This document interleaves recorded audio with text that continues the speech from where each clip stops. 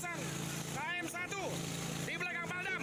Informasi 65 kebakaran. Api dengan cepat membesar dan melahap bangunan rumah dinas TNI Angkatan Darat Kodam 6 Mula Warman di Jalan Soekarno-Hatta, Balikpapan, Kalimantan Timur. Material bangunan rumah yang terbuat dari kayu membuat kobaran api cepat meluas. Pemadaman tergendala sulitnya akses masuk ke lokasi. 12 unit mobil pemadam kebakaran diterjunkan memadamkan api. Diduga kebakaran dipicu korsleting listrik dari salah satu rumah warga. 8 rumah ludes terbakar. Karena di berbagai satuan, kemungkinan untuk arus listrik diperkirakan dari jaringan api diperkirakan dari jaringan listrik konslet mungkin ya, karena tiba-tiba mereka melihat api langsung membesar di atas. Jadi demikian mungkin. Alhamdulillah sampai dengan saat ini tidak ada korban ya, kemungkinan ada korban berupa barang-barang berharga seperti perhiasan dan dokumen mereka masing-masing. Tidak ada korban jiwa dalam kebakaran ini, namun kerugian yang ditimbulkan mencapai ratusan juta rupiah. Dari Balikpapan, Kalimantan Timur, Mino Aziz, iNews melaporkan.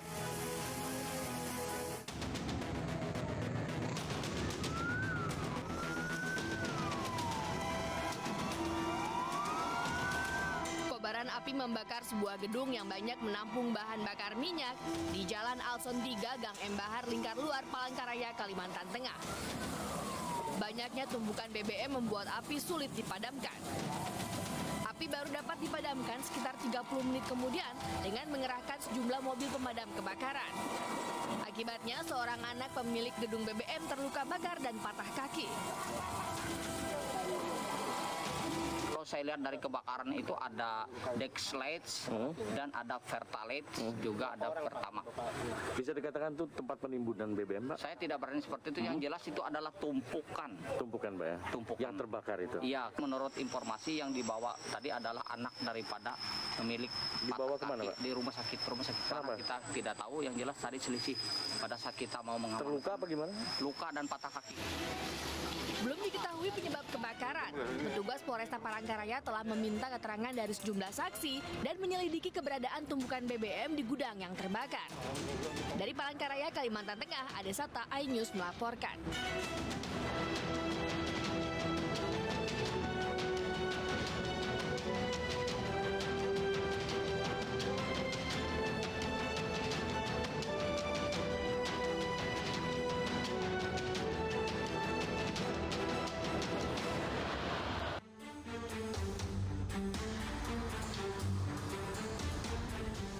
Selamat pagi pemirsa, selamat pagi Wilson. Selamat ketemu pagi, lagi Baby. kita ya Ketemu minggu lagi. ini. Apa kabar nih Baby hari ini? Baik dong, tentunya semangat karena kita ketemu lagi dengan pemirsa di rumah di Lapor Polisi. Anda lapor, kami sampaikan. Sebuah program yang bertujuan menjadi wadah untuk aspirasi, keluhan, laporan, dan apresiasi kepada pihak kepolisian di seluruh Nusantara. Bersama saya, Baby Kristami. Dan saya Wilson Purba. Selama 1 jam ke depan, kami juga akan membahas sejumlah topik hukum dan kriminal yang menjadi topik hangat perbincangan masyarakat di sekitar kita dan juga di media sosial. Kami membuka laporan pengaduan masyarakat yang bisa diakses kapanpun di channel kami, yaitu di Instagram resmi @laporpolisi_inews dan @official iNews TV. Anda juga bisa menghubungi kami melalui email laporpolisi.inews@gmail.com dan jangan lupa menggunakan hashtag #laporpolisi. Pemirsa, kita ke informasi pertama pada pagi hari ini. 4 unit ruko di Pasar Pagesangan, Kota Mataram, Nusa Tenggara Barat hangus terbakar. Diduga akibat korsleting arus listrik. Tidak ada korban jiwa dalam musibah ini, namun kerugian ditaksir mencapai ratusan juta rupiah. Petugas pemadam kebakaran yang tiba di lokasi berjibaku berusaha memadamkan kobaran api. Kebakaran yang terjadi pada Selasa malam menghanguskan sedikitnya 4 unit ruko. Sebanyak 6 unit mobil damkar dari Dinas Pemadam Kebakaran Kota Mataram dikerahkan untuk memadamkan api. Lokasi kebakaran yang padat penduduk menyulitkan proses pemadaman. Api pun baru bisa dipadamkan 2 jam kemudian. Pedagang pasar Pagesangan yang losnya terbakar berdatangan dan berusaha mengevakuasi barang-barang milik mereka yang bisa diselamatkan. Dengan menggunakan penerangan seadanya, proses evakuasi berlangsung hingga Rabu pagi dengan mendapatkan pengawalan aparat keamanan. setelah Isya ya kira-kira jam 9 kayaknya. Jam 9 nih, apa yang terbakar ini? Pas nyampe di sini sudah tokonya yang terbakar. Tokonya. Ya, Apa dugaan penyebabnya? Ya sementara sih ya harus listrik aja, harus pendek aja biasanya. Berapa los yang terbakar ini? 1, 2, 3, 4 ya. Berita tadi akhirnya menjadi pengingat kita semua ya untuk terus waspada, jangan lengah. Kalau mau pergi kemana-mana, pastikan semua stop kontak sudah dimatikan. Lalu yang suka masak juga nih, kompornya juga berbahaya ya Wilson ya, harus dimatikan juga. Betul sekali. Nggak ada salahnya mungkin untuk berulang kali mengecek atau mungkin biar pasti foto aja. Oh, stop kontaknya sudah dicabut, lalu kompornya sudah dimatikan, sehingga tidak menyebabkan kebakaran yang tentunya akan merugikan. Mungkin tidak hanya pihak kita, tapi juga orang-orang yang ada di sekitar kita yang tinggalnya di kawasan padat penduduk. Betul sekali. Nah, kita ke informasi lainnya pemirsa. Direktorat Reserse Kriminal Khusus Polda DIY menangkap seorang pelaku pedofilia berinisial FAS alias Bendol. Pelaku mengincar anak-anak perempuan yang berusia 10 tahun untuk diajak panggilan video sambil menunjukkan alat vitalnya. Seorang predator seksual yang mengincar anak-anak sekolah dasar berhasil diringkus polisi. Pelaku berinisial FAS alias Bendol berusia 27 tahun ditangkap di Klaten, Jawa Tengah. Dalam menjalankan aksinya, pelaku mencari nomor korban dalam aplikasi percakapan grup WhatsApp. Tersangka kemudian menghubungi korban lewat panggilan video dan memperlihatkan alat kelaminnya. Dari hasil pemeriksaan polisi, motif pelaku yakni demi kepuasan seksual. Pelaku juga sudah melakukan aksinya terhadap 4 anak perempuan berusia sekitar 10 tahun. Bahwa ada beberapa anak yang orang tuanya dilaporkan anak-anak ini menerima telepon dari orang yang tidak dikenal. Sekali diajak ngobrol, 2 kali diajak ngobrol, kali ketiga diajak video call. Kemudian setelah video call, anak-anak ini dipertanyakan dan dipertunjukkan apakah sudah pernah melihat alat kelamin laki-laki. Ini secara ininya. Jadi kaget, dimatikan teleponnya, sambil nangis anak-anak ini cerita kepada seluruh orang tuanya, dan orang tuanya cerita kepada Babin Kaptipas. Polisi telah menyita barang bukti HP dan spray. Polisi juga masih memburu pelaku lain karena ada indikasi masuk dalam grup Facebook yang memperdagangkan konten pornografi anak. Tersangka pun terancam hukuman di atas 6 tahun penjara. Dari Sleman, Yogyakarta, Heri Tujoko, iNews melaporkan. Dan untuk mengetahui informasi selengkapnya terkait kasus pedofil di Yogyakarta, kita telah terhubung dengan Wakil Direktur Reskrimsus Polda DIY AKBP FX Endriadi. Selamat pagi Pak Endriadi, terima kasih telah bergabung bersama kami di Lapor Polisi, Pak. Selamat pagi, pemirsa Lapor Polisi. Baik. Salam sehat. Salam sehat, Pak. Pak, ini bagaimana kasusnya awalnya terungkap? Apakah korban ini langsung melapor ke pihak kepolisian sehingga langsung diselidiki, Pak? Baik, terima kasih. Jadi bisa kami sampaikan kepada pemirsa sekalian, awal pengungkapan perkara kejahatan terhadap anak eksploitasi dan distribusi materi pornografi dan kesusilaan dengan korban anak. Jadi ada informasi dari salah satu petugas Babin Kaptipmas di Desa Argosari yang meneruskan laporan dari orang tua dan guru anak tersebut, di mana anak tersebut dihubungi oleh seseorang lelaki tidak dikenal melalui video call. Kemudian si anak tersebut diperlihatkan alat kelaminnya oleh si pelaku. Kemudian informasi ini diterima oleh Subdit Cyber di Treskrim Polda DIY dan ditindaklanjuti dengan penyelidikan. Lalu berdasarkan alat bukti yang ada, kita melakukan penangkapan terhadap tersangka di daerah Klaten. Kemudian sampai saat ini prosesnya masih kita sudah lakukan penyidikan dan untuk kita kembangkan di kasus selanjutnya. Demikian. Ya, Pak Endriadi, diketahui memang tersangka ini menghubungi korban melalui video call. Berarti apakah itu WhatsApp, Pak? Dan apakah benar juga tersangka mendapatkan nomor dari grup WhatsApp?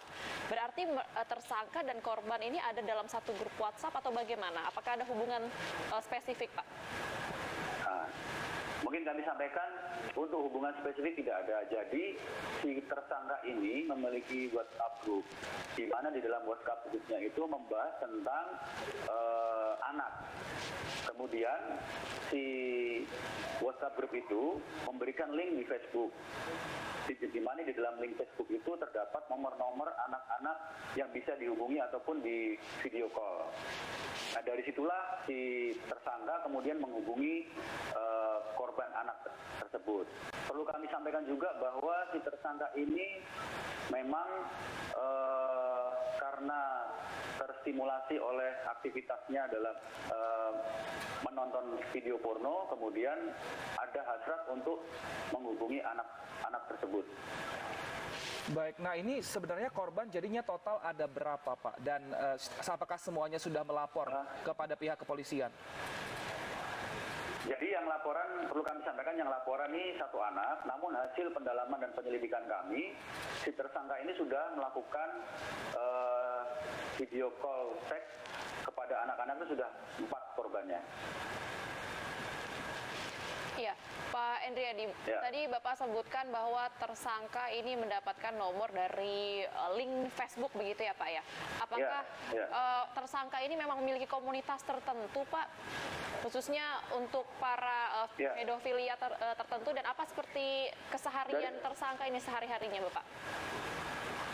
Baik, kami sampaikan dari hasil pengambilan digital forensik dari alat yang barang bukti yang kami terima, itu memang yang bersangkutan mengikuti beberapa grup dalam WhatsApp, dalam ponsel pintarnya. Jadi aktivitasnya beraktivitas di media sosial dan media online, kemudian karena dorongan seksualnya yang bersangkutan menghubungi nomor-nomor yang ada di WhatsApp tersebut. Namun secara langsung tidak ada hubungan dengan korban. Baik, dari hasil penyelidikan sementara oleh pihak kepolisian, Pak, ini ada indikasikah bahwa ternyata ada komunitas pedofilia dari hasil penyelidikan polisi, dan seperti apa nanti, sejauh apa penyelidikan yang dilakukan oleh pihak kepolisian? Ya, mungkin setelah ini kita akan tindak lanjuti dengan penyelidikan lebih lanjut, Mas. Mungkin arahnya akan ada ke sana, ya. Baik, kami nantikan seperti apa namun penyelidikannya, di perkara Pak. ini kita masih dalam proses penyelidikan. Baik, kami nantikan seperti apa penyelidikannya, dan kita harapkan semoga ini polisi bisa selalu bisa menangkap orang-orang seperti ini sehingga tidak merasakan warga, utamanya orang tua dan juga anak-anak. Tidak terulang lagi, begitu ya Wilson. Terima kasih Bapak atas informasinya, AKBP FX Endriadi, Wakil Ditreskrim Polda DIY. Nah, kita ke informasi lainnya, pemirsa. Polisi menggelar rekonstruksi pembunuhan seorang wanita di Serpong Utara, Tangerang Selatan. Dari hasil rekonstruksi, pelaku awalnya hanya berniat mencuri barang berharga milik korban. Dengan pengawalan ketat petugas, pelaku menjalani serangkaian adegan reka ulang di lokasi kejadian. Sebanyak 22 adegan diperagakan. Reka adegan dimulai saat pelaku masuk ke dalam tempat kos korban dengan naik pagar belakang. Pelaku yang mengira kamar kosong terkejut mendapati korban tengah berada di kasur. Kaget melihat pelaku, sontak korban bangun dan berteriak. Namun pelaku justru melawan hingga terjadi perkelahian. Diduga motif pelaku murni untuk mencuri, namun usaha pelaku dipergoki korban. Akhirnya pelaku nekat menusuk korban hingga meninggal dunia. 22 adegan dan sudah dilaksanakan semua, dan di sini sudah lengkap, ada dari lawyer, ada dari kejaksaan juga. Jadi hari ini kita tugaskan untuk melanjutkan proses penyidikan. Sudah ada, tadi kita sudah konsultasi juga, sudah diarahkan oleh dari kejaksaan, dan kita sekarang masuk ke pasal, penambahan pasal, itu 339, 338 dan 365-nya. Jadi Ya, berdalih terdesak kebutuhan ekonomi, seorang pria di Surabaya, Jawa Timur tega menjual istrinya kepada pria hidung belang. Informasinya usai jeda berikut, tetaplah di Lapor Polisi.